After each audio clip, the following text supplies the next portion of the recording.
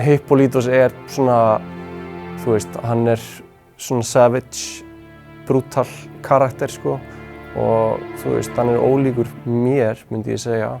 Og þetta kannski svona mín stærsta áskorun hingað til að einhvern veginn fara eins langt frá sjálfum mér og ég get á einhvern hátt. Hvenær fékkst þú síðast það sem þú spurði mig? Fedra drottning í þessum heimi sem premissan í þessu leikriti. Maðurinn hennar hjá staðnum.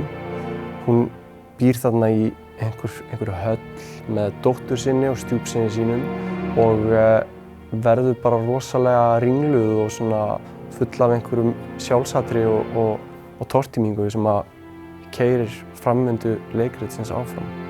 Búningarnir og leikmyndir eru bara einhvern veginn að flottasta sem ég hef séð sko og síðan þetta bara svo mikið quality á öllum póstum. Leikararnir svo góðir, leikritið svo flott og ég held að fólk megi bara búast við rosalega góðri sýningu. Ég hef það á tilfinningunni.